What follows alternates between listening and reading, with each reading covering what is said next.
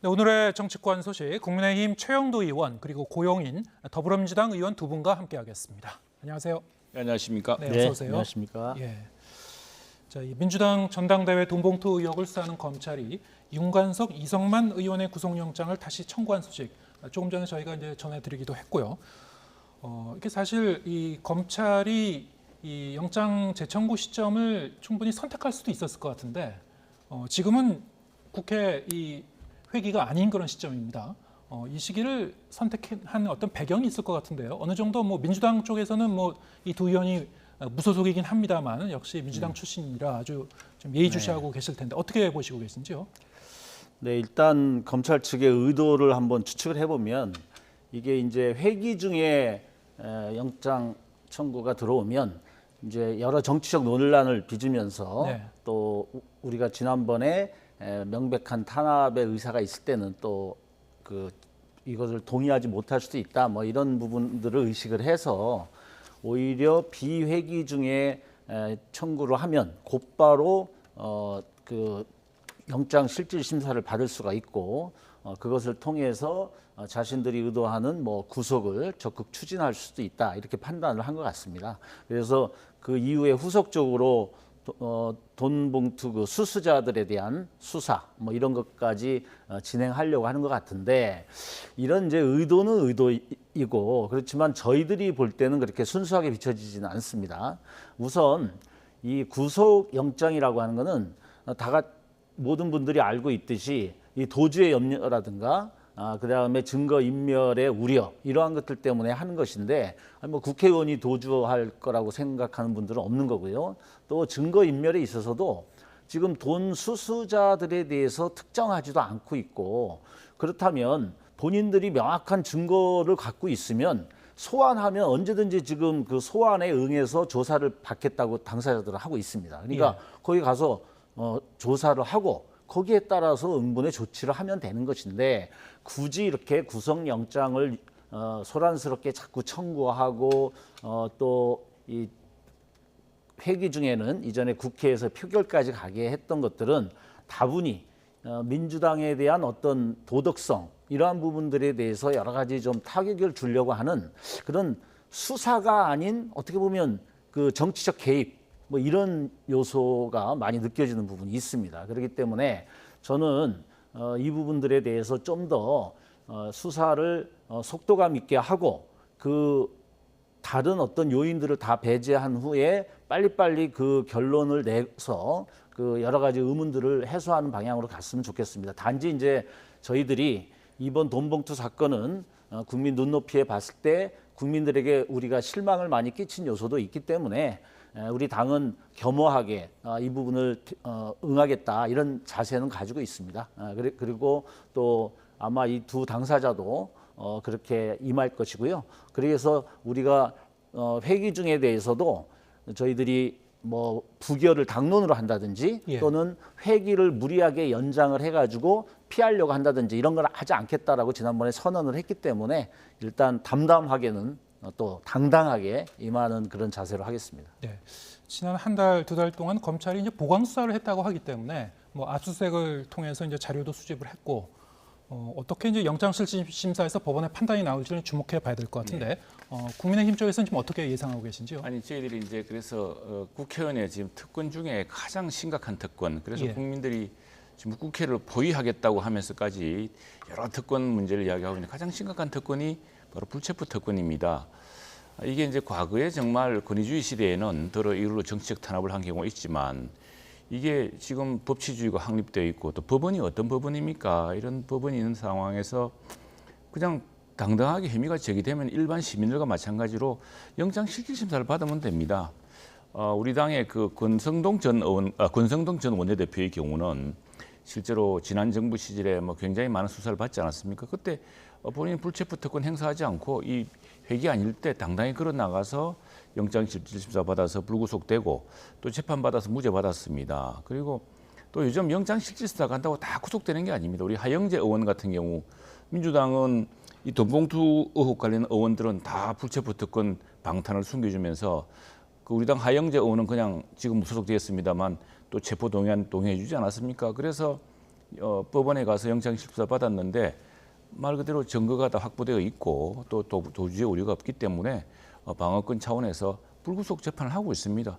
이렇게 하면 될 거를 뭘 그렇게 정치적 해석을 해가면서 불체포 특권에 대한 국민들의 이 억울심, 이 분노만 높이는지 알 수가 없고요. 그리고 지금 민주당에서 최근에 혁신한다면서 불체포 특권을 더 이상 행사하지 않겠다 말을 하는데 그 불체포 특권 체포 동의안 투표의 경우에도 자기들이 납득해야 그 불체포 특권 행사하지 않겠다고 하는데 납득 여부는 법원이 정하는 것이지 다 검찰은 모든 사건 수사에 대해서 공정하게 이게 구속 수사에 필요가 있으면은 구속 영장을 청구해서 하는 게 다 도리고 그러지 않습니까? 그런데 그걸 민주당 판단으로 이거는 정치적 탄압이고 이거는 국민들이 납득하는 문제고 이렇게 판가름한다는 것 자체가 불체포 특권을 여전히 행사하겠다는 꼼수라고 생각합니다. 네. 지금 이제 검찰 수사가 이 두 의원에 그칠 것 같지는 않고요. 이 돈봉투를 이제 받았다는 복수에 뭐 20명이 넘는 그런 의원이 좀 수사 대상에 올랐다라는 그 얘기가 계속 좀 흘러나오고 있고, 자 이렇게 되면은 다른 그 민주당 의원들에 대해서도 뭐 소환 조사라든가 아니면 영장 청구 확산되지 않을까 뭐 이런 예상도 있는 것 같습니다. 민주당 내부의 분위기는 어떻습니까? 네, 아까 말씀드린 듯이 우리가 이제 어떤 형태의 영장 청구가 오더라도 뭐 당당하게 임할 준비는 되어 있고요. 단지 이제 이 지금 돈봉투에 수수자 의원들이 한 20여 명 된다라고 지금 얘기를 하고 있는데 예. 이 영장 청구에도 명확하게 누가 돈을 받았는지 이렇게 명확하게 적시하지 않고 있어요.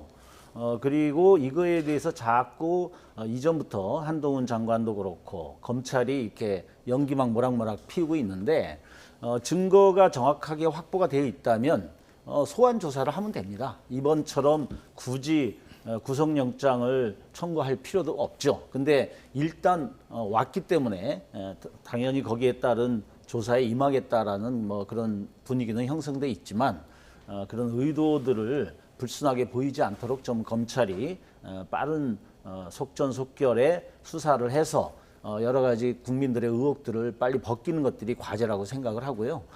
저희들은 그 준비된 만큼 여기에 대해서 당당하게 임하려고 그렇게 생각하고 있습니다. 네, 검찰이 속전속결로 수사를 진행한다고 하더라도 8월 16일 이후로 이제 만약에 뭐 가정입니다. 네. 다른 의원들에게 이 영장 청구를 할 경우에는 다시 이제 체포동의안 투표를 해야 될 거고요. 자, 이거는 사실 이 윤관석, 이성만 두 의원에 대한 체포동의안 투표를 하던 한 2달 전 상황과는 좀 지금 달라졌습니다. 불체포 특권 이제 포기를 선언하셨고 이번에는 어떻게 되는 겁니까? 그럼 투표를 하게 되면은 뭐 무조건 가결되는 겁니까? 어떻게 전망하십니까? 예, 뭐 지난번 저희들의 선언을 뭐 조건부 선언이다 이렇게 해가지고 많이 비판도 있었던 걸 저희가 잘 알고 있고요. 근데 기본적인 것은 저희들이 이 불체포 특권이라고 하는 것들이 이전에 정당한 어떤 의원들의 활동에 대해서 이러한 것이 무분별하게 남발되었을 때 그러한 활동을 위축시키고 또는 정치적 의도에 의해서 불순한 형태로 이것들이 펼쳐질 수 있는 것을 우려해서 이제 헌법적인 권리로 했던 것인데 지금 이제 저희들이 어차피 이것을 저희들이 방어하려고 하면 이건 뭐 방탄국회다 이렇게 이거 뒤집어 쓰는 상황에서 굳이 이것을 우리가 지키기 위해서 계속 갈 필요가 있느냐 이런 거에 대한 자체적인 논의와 또 그런 결의가 있었던 거고요. 그렇기 때문에 법원의 영장 실질 심사에 이렇게 응하겠다라고 하는 그런 기본 원칙을 정한 겁니다. 그렇기 때문에 지금 만약에 이번에 윤관석 의원이나 이성만 의원이 이제 이 결과에 따라서 여러 가지 나타나는 양상이 있을 것이고 그것에 의해서 수수자가 특정되고 이런 것들이 전개가 된다면 국민들이 납득할 수 있는 수준에서 저희들도 응할 생각입니다. 뭐 단정적으로 말씀하시는 않는 것 같은데요. 그러면은 이번 그 두 의원에 대한 영장 재청구도 부당한 청구라고 보시는 겁니까 혹시? 이전에 뭐 윤관석, 이성만 의원이 청구가 됐을 때 저희들이 보였던 그런 기준과 원칙보다는 좀 더 우리 스스로에게 냉혹한 잣대를 들이대고 이 기준을 정하겠다 이런 말씀을 드리겠습니다. 예, 알겠습니다. 뭐 이 검찰 수사가 좀 더 이제 윗선으로 이제 확대될 가능성이 높은 것 같고요. 이렇게 되면은 결국에는 송영길 전 대표 수사로도 향하게 되지 않을까. 이거는 좀 진행상을 봐야 될 것 같습니다. 또 다른 이제 주제를 얘기해 보죠. 이재명 대표의 이 영장 청구 가능성, 이제 8월 청구설도 좀 돌았습니다만 여기에 이어서 이번에는 이재명 대표의 10월 사퇴설 파장이 이제 계속 이어지고 있습니다.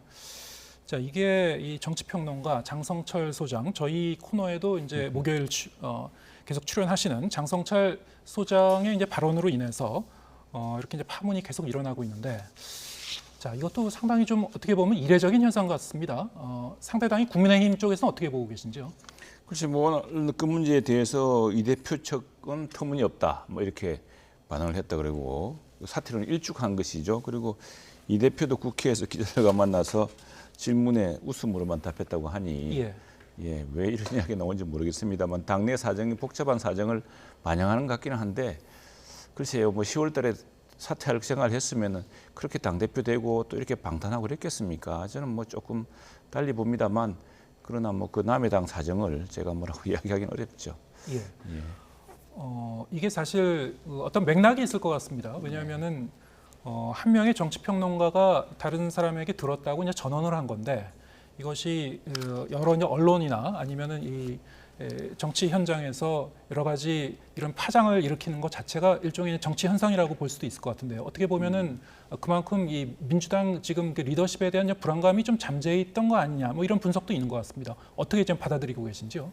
네, 일단 정성철 소장의 여러 가지 주장은 지금 여러 가지 우리 내부의 확인이라든가 이런 것들을 보더라도 그 근거라든가 신빙성이 좀 약한 걸로 보입니다. 단지 10월 어떻게 보면 우리 민주당의 위기설을 이제 얘기한 거 아닙니까?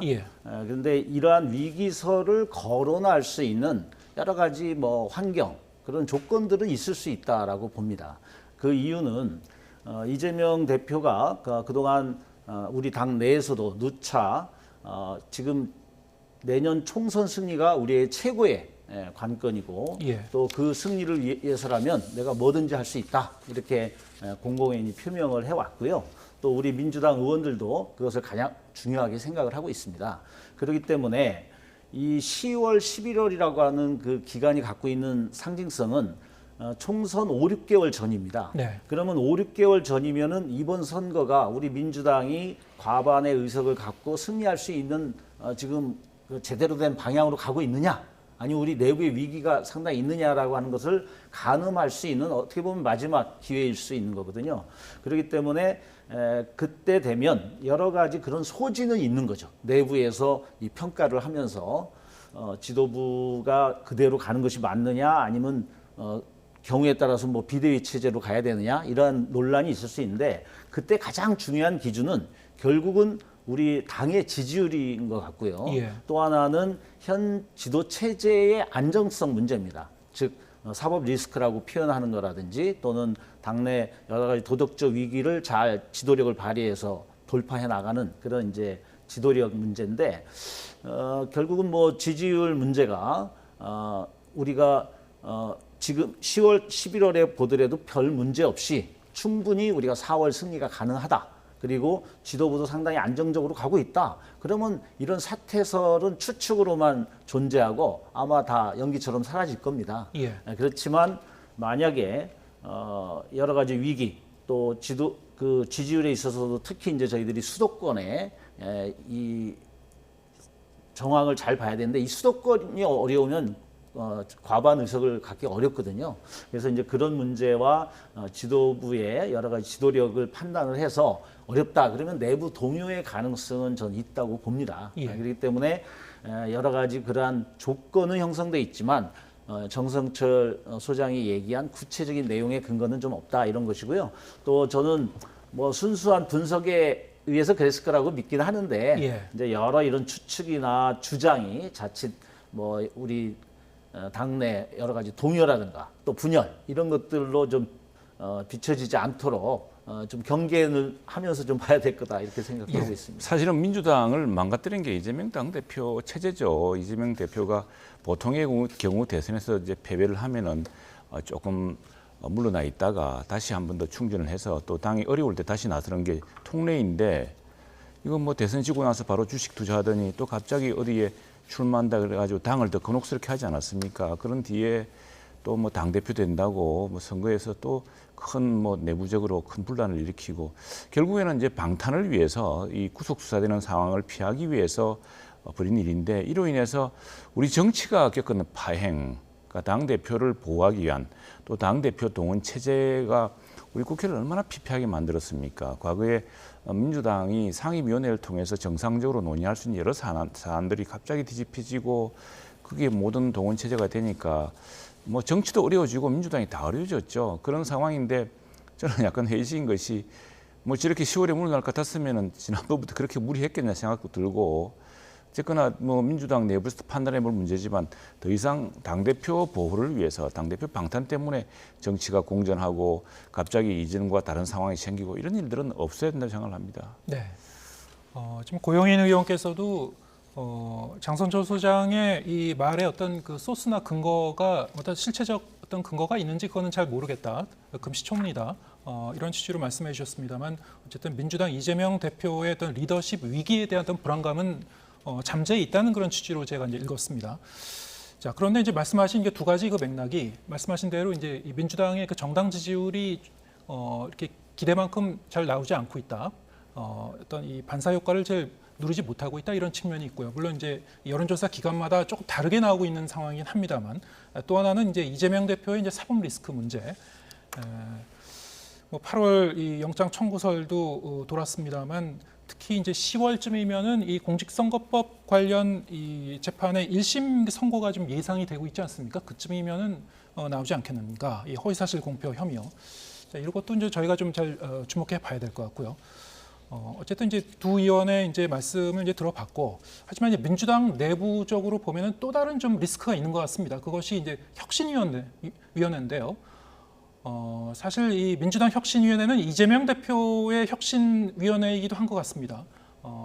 이재명 대표가 이제 정권을 위임한 김은경 위원장, 김 위원장의 발언이 또 한 번 논란을 일으켰죠. 어떤 얘기였는지 직접 다시 한번 들어보겠습니다. 둘째 애인 22살 된 지 얼마 안 됐는데 중학교 1학년인지 2학년 때 저한테 이런 질문을 했어요. 엄마, 왜 나이 드신 분들이 우리 미래를 막 결정해? 그러는 거예요. 그래서 자기가 생각할 때는 자기 나이로부터 여명까지, 그다음에 엄마 나이로 여명까지로 해서 비례적으로 투표를 하게 해야 된다는 거예요. 그 말은 되게 합리적이죠. 그런데 이제 민주주의 국가에서는 1인 1표기 때문에 현실적인 어려움이 있지만 그게 참 맞는 말이에요. 우리들의 미래가 훨씬 더 긴데 왜 미래가 짧은 분들이 똑같이 1대1 표결을 하냐는 거죠. 투표권을. 되게 합리적이지만 민주주의 국가에서는 1인에게 1표를 주는 선거권이 있으니까 하늘 수가 없는 거라는 이야기를 했어요. 그래서 투표장에 청년들이, 젊은 분들이 나와야 그 의사가 표시된다라는 것으로 결론을 했던 기억이 나요. 네. 남은 여명에 따라서 이 투표권을 비례해서 부여하는 것이 합리적이다 이런 취지로 또 얘기를 하기도 하고 하지만 또 현실성은 없다. 약간 좀 발언이 좀 모순적이긴 합니다만 뭐 취지는 뭔지는 알겠습니다. 민주당 혁신위원회에서도 청년들의 이제 정치 참여를 촉구하기 위한 차원이었다. 하지만 이제 오해를 이제 불러일으키고 있죠. 어떻게 보셨습니까? 오해 정도가 아니라 지금 민주주의 기본에 대해서 심각하게 잘못 알고 있고 왜곡하고 있는 거 아니겠습니까? 예.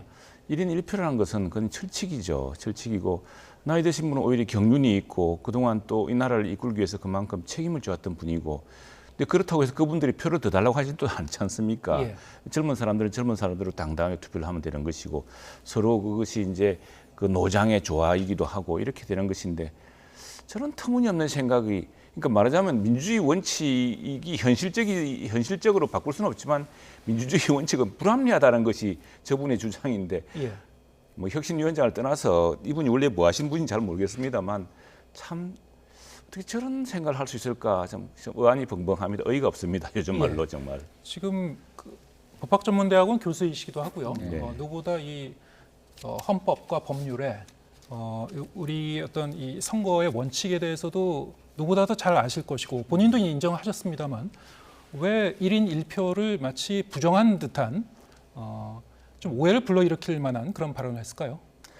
뭐 전체적인 그 말씀의 맥락을 보면 아들이 한 발언을 이제 인용을 해가지고 예. 청년 정치, 그다음에 청년들의 투표 참여가 얼마나 중요한지, 그래서 그 투표 동료를 얘기하고 선거 참여에 대한 여러 가지 좀 유도성 발언을 좀 하려고 했던 것 같습니다. 근데 이제 단지 그 청년 정치를 독려하는 데 있어서의 예를 이렇게 아들의 이 말을 인용해 가지고 이렇게 한 것이, 특히 이제 미래가 짧은 분 뭐 이런 부정적 언어로 노인들을 표현을 한다든지 이러한 예. 것들은 결국은 그렇게 좋은 예가 아니고 적절치 않은 발언이라고 좀 생각이 들고요. 어떻게 보면 이제 우리 혁신위가 좀 형성된 것들을 좀 다시 한번 살펴보면, 혁신위가 어떻게 보면 당 외부의 인사들이 좀 더 민주당을 들여다보면서 민주당 내부의 문제를 객관적이고 냉철하게 보고 거기서 뭔가 새로운 대안을 만들어내고, 이제 이렇게 해서 이제 저희들이 추대를 하고 이렇게 하고 있는 건데, 이제 문제는 이제 당의 어떤 메커니즘이라든가 또 정치적 경험들이 아무래도 좀 부족하기 때문에 이런 흐름들을 좀 이해하시는 부분에서 좀 그 어떤 발언이 가져올 수 있는 정치적 파장, 이런 뭐 계산력, 이런 것들이 좀 부족한 것 같고요. 네. 그래서 이런 약간 논란의 소지들이 좀 있었던 것 같습니다. 그냥 그렇지만 이제 기본적인 취지는 이제 청년 정치를 좀 더 강조하려고 하는 그런 흐름에 있었다, 이렇게 보여지는 발언이라고 생각합니다. 과거에도 이 노인 폄훼 발언으로 오해받을 만한 소지가 있는 얘기가 나올 때마다 해당 정당에는 굉장히 타격이 되곤 했는데요. 그렇습니다. 사실 혁신위원장, 다른 사람도 아니고 혁신위원장의 입에서 저런 어떻게 보면 좀 정무적 감각이 좀 떨어지는 듯한 그런 그 지적을 받는 얘기가 연달아 나올 경우에는 이재명 대표의 리더십 리스크로도 이어지는 거 아니겠습니까? 민주당 내부에서는 어떻게 좀 불안하게 보고 계신 겁니까? 어떻게 보십니까? 네, 뭐 의원님들 별로 이것을 바라보는 다양한 시각이 있고, 예. 또 착잡해하시는 분도 있을 수 있고, 또 그것을 옹호하려고 하는 여러 가지 발언들이 있을 수 있는데, 어쨌든 저희들이 우리 당의 어떤 새로운 혁신을 위해서 모신 분이고 또 위원들이기 때문에 이런 여러 가지 진위가 또 이렇게 정치적으로 부담이 되고 왜곡되거나 또는 타격이 되지 않도록 저희들이 좀 더 내부적으로 긴밀한 소통과 논의를 통해서 잘 해결해 나가야 된다, 이렇게 생각하고 있습니다. 예, 알겠습니다. 시간이 뭐 얼마 남지 않았는데요. 이 얘기도 좀 간략하게 좀 해보겠습니다. 저희가 뭐 앞서 리포트로도 전해드렸습니다만 이동관 방통위원장 후보자 출근길에서 언론은 장악될 수도 없고 장악해서도 안 된다는 입장을 밝히기도 하셨습니다. 자, 그런데 그 발언 내용 중에 보면은 또 이 과거 선전선동을 굉장히 능수능란하게 했던 공산당의 신문이나 방송을 언론이라고 이야기하지 않는다, 뭐 이런 얘기도 했거든요. 이것도 상당히 좀 발언의 수위가 좀 강하지 않았는가, 뭐 이런 생각도 들긴 하는데 이거 어떻게 해석해야 됩니까? 지금 그 부분만 발췌해서 할 이야기는 아닌 것 같고, 예. 지금 저는 이제 민주당이 왜 뭐 언론 장악한다 그러고 이런지 모르겠는데, 제 눈에 안경이고 자기가 경험한 만큼 세상을 보는 모양인데, 이게 뭐 도둑이 제발저린 것인지, 사실 2017년에 문재인 대통령이 집권하지 말자 2개월 뒤에 그 당시에 민주당 8월이죠. 2017년 8월 민주당 워크숍에서 방송 관련 문건이 배포됐습니다. 아마 예. 그런 경험 때문에 이런 이동관 뭐 위원장 후보도 그럴 것이다라고 지레짐작하고 하는 모양인데, 그렇지 않습니다. 우리 방송은 또 장악될 수도 없고 장악해서도 안 되는 것이고요.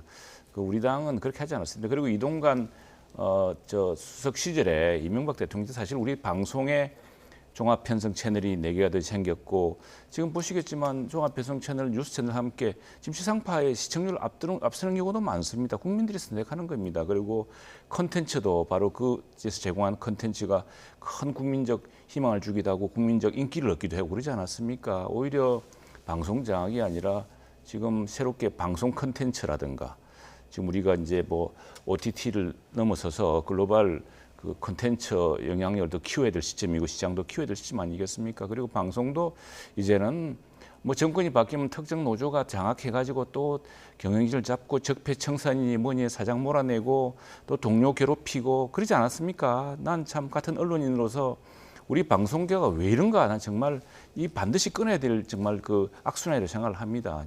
근데 그걸 사실 적임자라고 생각을 하고요.